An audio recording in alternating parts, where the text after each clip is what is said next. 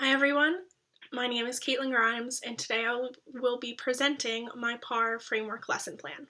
So just a quick note before I dive into the lesson plan. If you see me looking down, this is where my lesson plan is, this is where my textbook is, so just looking at those. Okay, let's get started. So for my lesson, the content area textbook I will be using is the HSP Pennsylvania Science, and this is for the second grade level. So this is what it looks like. And specifically, I will be basing my lesson plan off of lesson 3, and that is what is the water cycle. And I really like this textbook because it provides great visual aids, and you can see that any vocab that the students need to know is highlighted so they can find these words easily. What I also like about this textbook is it comes with an experiment that you can do with your class, and what they really want you to do is have your students draw conclusions about what they're going to learn based off of that experiment. So this is the pages in the textbook that specifically illustrates the steps of the water cycle. Again, the vocabulary is listed at the top, but it's also highlighted throughout the entire 2 pages. And again, it has great visual aids. And what I really like is that all the arrows on the page show the children where exactly that step of the water cycle is illustrated. Something I found really interesting was that the textbook also goes to describe the effects of water that can happen to the environment, and 3 examples of these. So first would be one extreme would be a drought, and that's a lack of water. And also to the other extreme would be a flood, and that's an excess of water. And then lastly, it explains what a storm is, because the water cycle obviously with precipitation, it can be a storm, it can be a pretty violent storm as pictured in the book. And then to conclude each lesson, there is a review in the back, and this again goes over vocabulary as well as cause and effect, and it also includes a test prep that students can use before they take a summative assessment at the end of each chapter.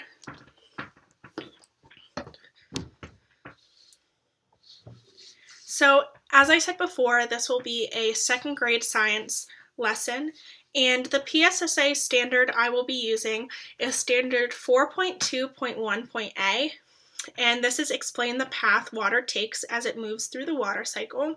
So this directly relates to what the lesson in the book is about.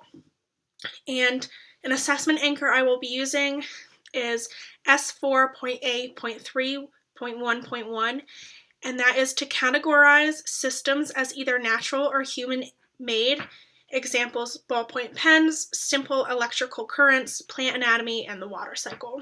Again, it relates directly to the lesson plan that I will be using. So for my objectives, my content objective is the students will be able to identify the steps of the water cycle and put them in order. And my reading and writing objective is the students will be able to paraphrase the different steps of the water cycle. So for my anticipatory set, I will be showing my students a YouTube video called The Water Cycle Song, and I really wanted this to get my children excited and ready for the lesson, and I want them to be motivated to learn throughout the entire lesson based on the video. The video is just a short little song that explains the water cycle, and I like the fact that it's not just listing the steps, but it's turning it into a fun little melody, and it will really get the children excited. So for my preparation phase, Before the class comes together, I'm going to have my students fill out the left side of a double entry journal, and the left side deals with what students already know about the topic. This will be done individually, and what I'm looking for on that left side is statements about the water cycle, any vocabulary that they know, something they've experienced that relates directly to the water cycle.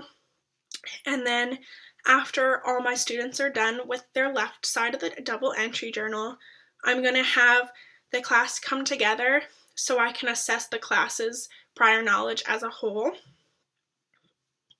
And the way that I'll do this is by having my class fill out a KWL chart.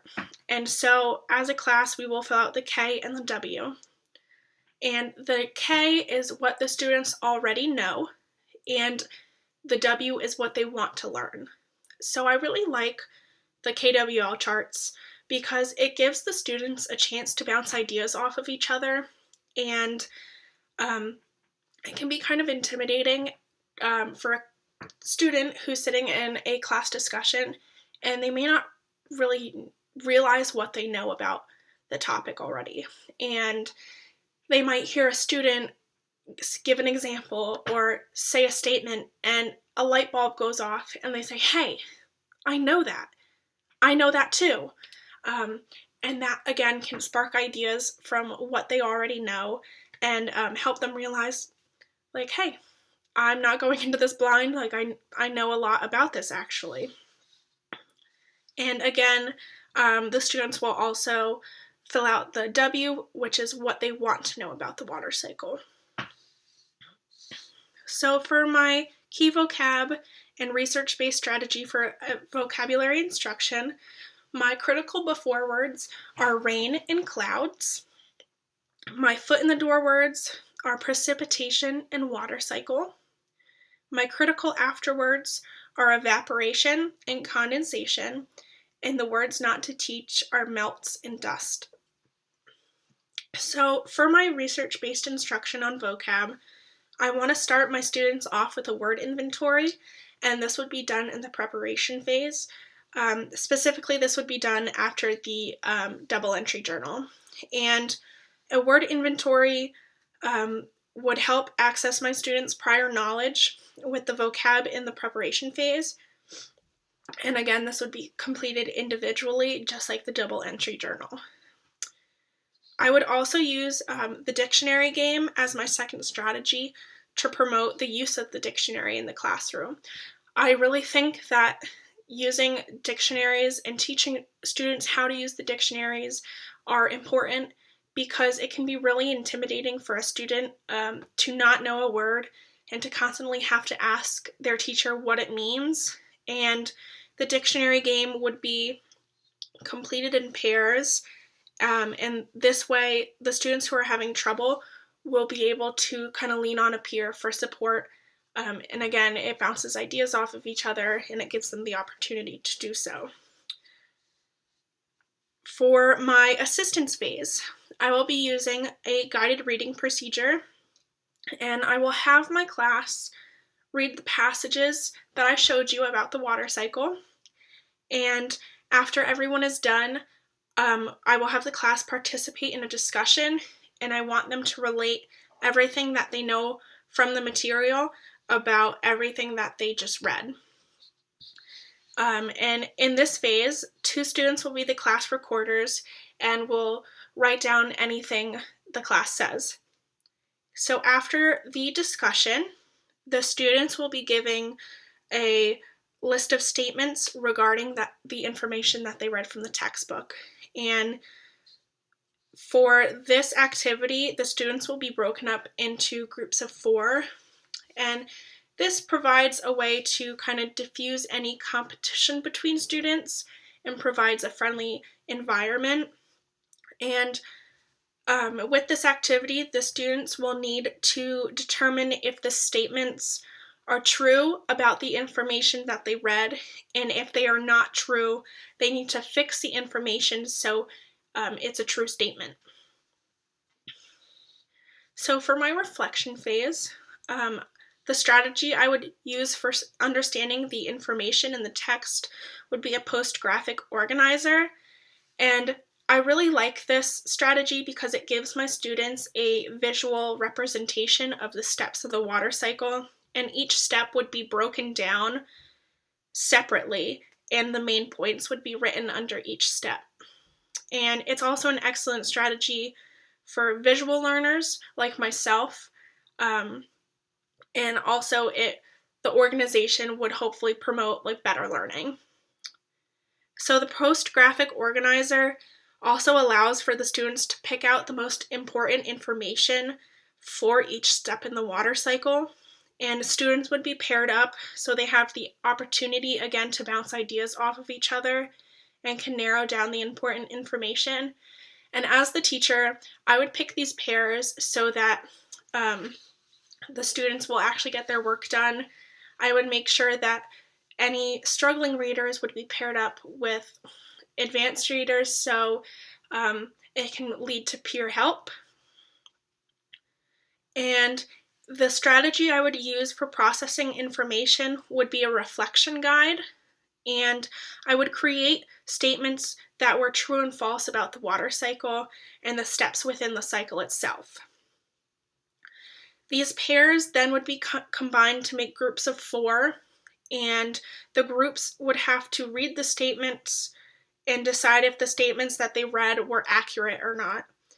And then as a class, we would go over the reflection guide, and groups would have to support why they believe that the statement is accurate or not.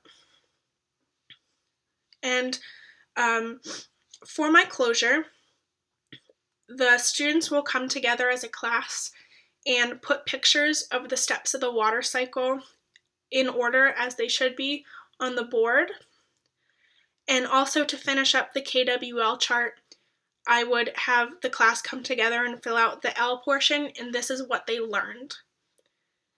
The students would also finish their double entry journal and fill out the right side.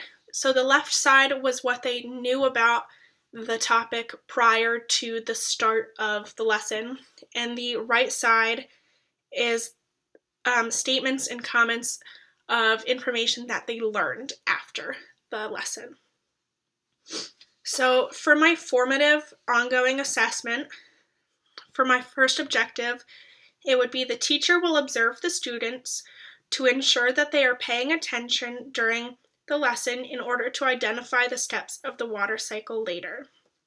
And for my second objective, the teacher will observe the students to make sure that they are able to put the steps of the water cycle in order. And so for my formative ongoing assessment, I would use the reflections phases reflection guide as the formative assessment. And so when going over the reflection guide in class, I would ask students to give a thumbs up if they got that answer correct. And this would give me an immediate feedback of if my students are comprehending the lesson and understanding what they're reading. And I would know if a good amount of students are not getting those statements correct. I would need to go back over that information. So for my summative assessment, the first objective would be the student will be able to discuss the difference between the different steps of the water cycle, and the second objective would be the student will be able to list and explain the different steps of the water cycle. So for my summative assessment, I would be using a short teacher-made test, and the short test would cover all the objectives that the class covered for the chapter. So this is my teacher-made test. So it starts out with multiple choice, and I made sure to write clear objectives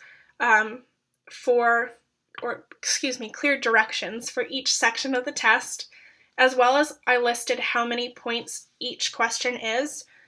So this is my multiple choice.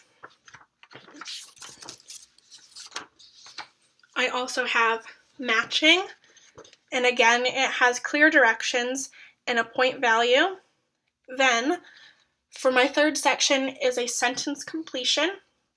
Again, clear directions and a point value. And I also gave my students a word bank and made sure to note in the directions that only once will the answer be used. And finally, I have a little essay portion, and again, clear directions and a point value. And I gave them a good amount of space to use. I only asked for at least 5 sentences because students in the 2nd grade might not know what the word paragraph means. And I also noted if they needed more paper, they can do so. I also made sure to use little graphics just so it kind of like lightens up the test and the students can relate that the pictures on the test are related to the lesson plan itself. Excuse me. I also want to note that I would be using other literature-based resources throughout the lesson, and these would be kind of more fun stories that also go over the steps of the water cycle. One of them would be All the Water in the World by George Ella Lyon, and The Magic School Bus Wet All Over by Patricia Ralph. And these 2 literature-based resources are fun ways in which the water cycle is explained. And it kind of isn't so boring as maybe the content area textbook where it just lists each step of the water cycle, but turns it into a story. I know as a student myself, I loved the Magic School Bus series. And it really made the lesson more fun, and I ended up learning a lot more from these because I related to them also. So in regards to the content area textbook, using the Frye readability tool, I determined that the readability of this textbook is at a 3rd grade level, and it's only a grade higher than what the actual textbook is used for. And that doesn't really surprise me because of a lot of content area textbooks are usually at a higher readability level. But I think there's so many strengths within this book, including the visual aids and the highlighted vocab words. But the only weakness that I would say this textbook had there aren't really any summaries at the end of the chapter. And it kind of gives the reader a quick review, but for those readers that don't necessarily understand what they read, it gives them a summary would help explain what they read in simpler terms. And the technology component I would be using in my lesson would be the internet, and this goes along with the YouTube video that I would use, but I would also have my students go onto a website provided by Scholastic, and Scholastic has a great little online activity in their Study Jams program that's based on the water cycle. So the students would watch a short video, and the water cycle is explained by 2 animated students, and it provides a lot of fun, helpful animations that help students comprehend visually what they're learning. And then at the end of that video, the activity provides like a short amount of questions that the students can answer. And these questions could be done either individually or with a partner. And the online activity supports my learning objectives as well as meets the usability criteria. And there will be adaptations made to both the formative and the summative assessment given to the class. With the reflection guide, I would pair up students who are struggling readers with students who are more advanced readers, and this way they don't have to go straight to the teacher for help, but they can ask their paired student. And then with the summative assessment, this would be the non-adapted test, but with the adaptations, there would be less choices for that student to answer when it comes to the multiple choice. And I would also, in the matching, I would color code each of the I would group the answers in the pairs, and that way the student understands that, hey, if these two are pink and these two are pink, then one of these answers has to go with that question. And I would also, an adaptation that I could have for the student is, instead of having a student write the essay, they can explain it to me as the teacher, and I can write down what they are saying. So overall, I think my lesson, as a student, I know I would love learning about the water cycle, and overall, I think my lesson would be a great way for students to interact and engage in something that they experience every day.